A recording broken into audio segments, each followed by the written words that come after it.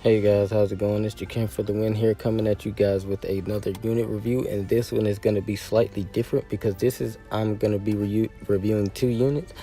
It's going to be slightly different from a review because I'm going to be reviewing them, but I'm more going to be talking about what I'm going to be doing with them and what you guys could take from what I say and use it to your own uses. So if we look, so first thing with Judas, I'm thinking about a counterattack HP set, because if you read her skills, look at this.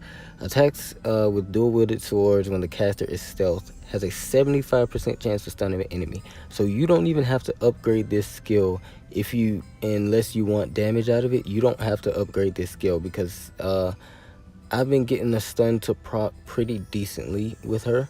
And then if you go on her second skill, when attacked, has a 70% chance to become stealth.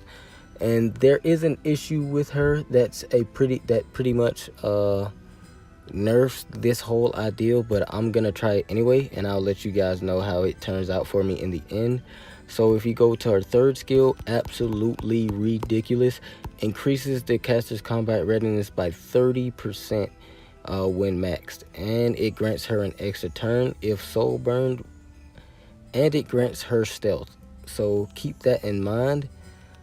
That's a really good skill on a 4-turn cooldown. If you max it to all the way 3-turn cooldown, 30% chance. So every time she has a 20% chance to counterattack. So if she gets hit, she becomes stealth, right? So the stealth only lasts for 1 turn, so you want to make use of that the best as you can. And I've actually seen her get hit first turn, go stealth, get hit again by another enemy, counterattack, stun that enemy, get hit again by the second enemy, counterattack, stun that enemy, and then that's 2 enemies stunned. Plus, she still has the oh no, it will be gone because every time she gets attacked.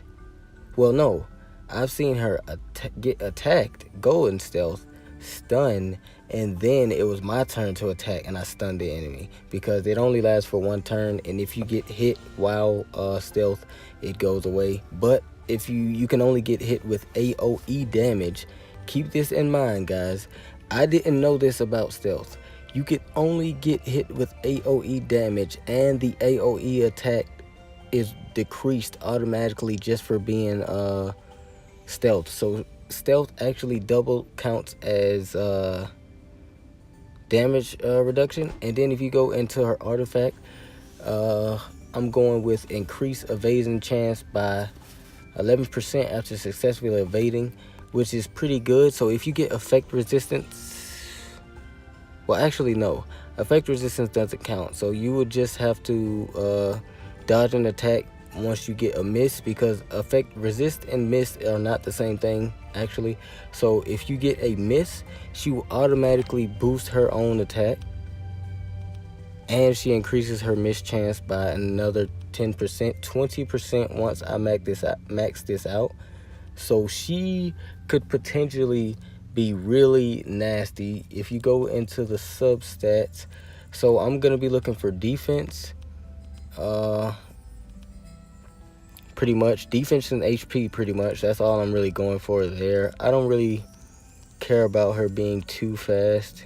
It doesn't really matter. She actually has top tier speed, so you can actually build her for speed if you want to, but I'm not.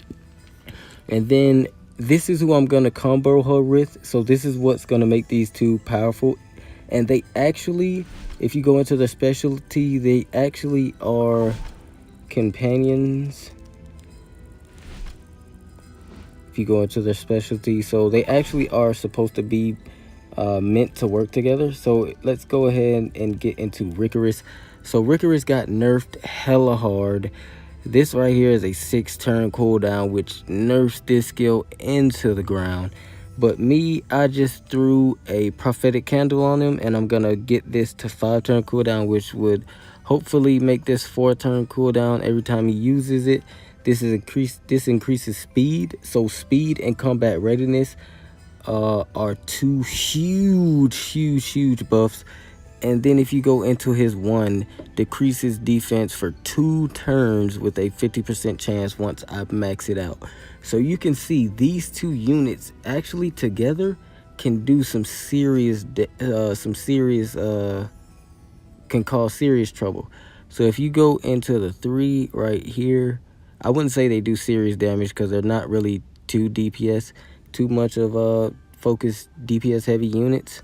So I wouldn't say they do crazy damage or anything like that, but their mechanics as far as the game, they have some really good mechanics, and they had to nerf this guy Rikiros, because if they would have kept the continuous healing on him, I mean, keep him special, but I'm just gonna go on a short little rant here, because 6 turn cooldown to me, I think, is a bit ridiculous.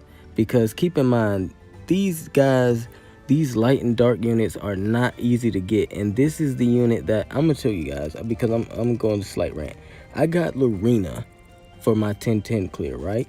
And then for my second Moonlight Summon, I got Rikiros.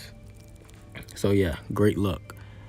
And they just nerfed him and made this 6 turns.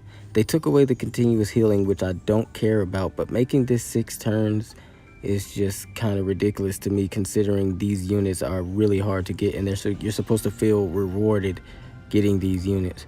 So let's get into the 3. It has a 75% chance to dispel 1 buff on everybody. So this is a AoE dispel every 3 turns. So this is why he's still useful. I'm gonna go with a lifesteal crit set, because I'm gonna want him to do more damage, and I'm gonna want him to stay alive and be annoying. So with that all combined, let's go back into Judith. So with Rikiros skill cooldown skill, that now takes it to 2 turns. I mean to 3 turns. And then if you skill it all the way, that is now a 2 turn 30% combat readiness increase. Just think about that. So this is the reason why these 2 characters particularly combined could actually make up for their lack of raw power. And that's going to be the end of this right here, guys. This is just a quick idea I have planned, and I'm going to let you guys know how it works out for me.